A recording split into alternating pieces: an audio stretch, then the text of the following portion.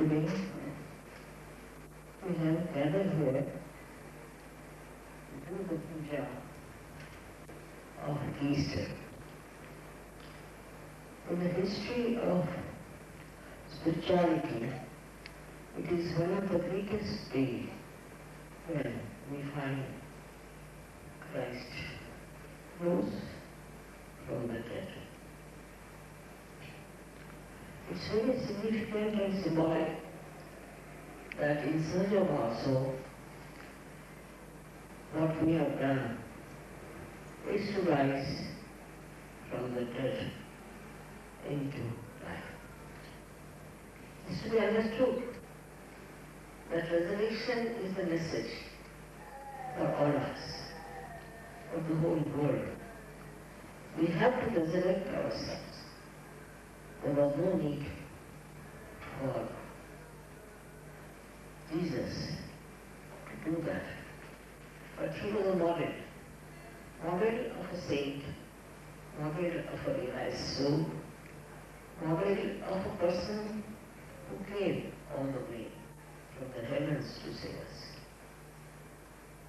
So this resurrection is also part and parcel of all of us. It is so symbolic, so very symbolic, that we were in our consciousness lost people. We had no control over ourselves, just to go the way our mind told us. We had no balance with the mind and our physical being, no balance of any kind in life. And we used to go at random, whichever way we thought was good. There was no wisdom about it. As it is, Jesus was the incarnation of Sri Ganesha. It's a very difficult task he has performed.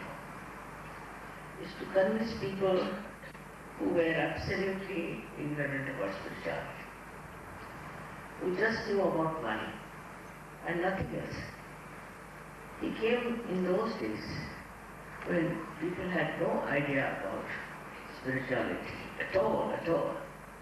But somehow it all worked out in such a beautiful manner that people have started understanding that he communicated that resurrection is important. In you, when the resurrection takes place, the Kundalini rises and connects you to the divine power which is all pervading.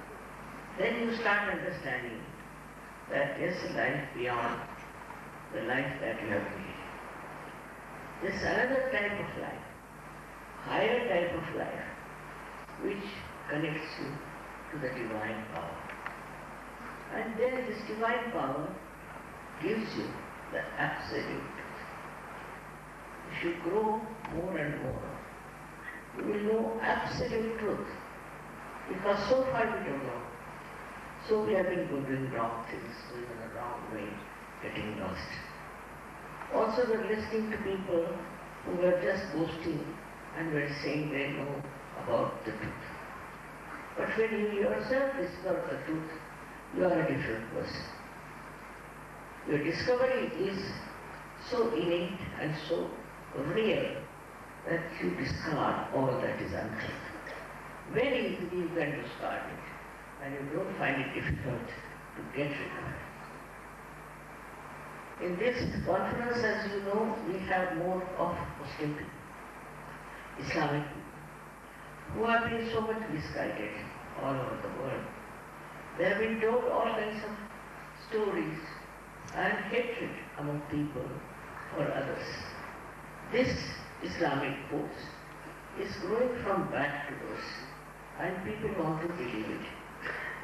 Especially in my country, there is a very, very big problem with these Islamic influence, because they are nowhere near Islam. They have nothing to do with Muhammad. But they are thinking that they are correct and what they are doing is correct. They are trying to spread Muslim religion. What's the use? What is the purpose? I can't understand. Unless and until you get your realization, you are a useless human being, good for it. You can hate others, you can beat others, you can kill others. And it's going on all over the world. It's a surprising thing that all this nonsense is going on everywhere in the world in the name of Muhammad. So in one shot, one side you put Christ or another crucifixion, on the other side Muhammad for his crucifixion. They cannot fight, you see. They are on the same line, they are on the same understanding. How can they fight? But their disciples are fighting so badly all over that sometimes it really pains you when you hear about how people are fighting for nonsense.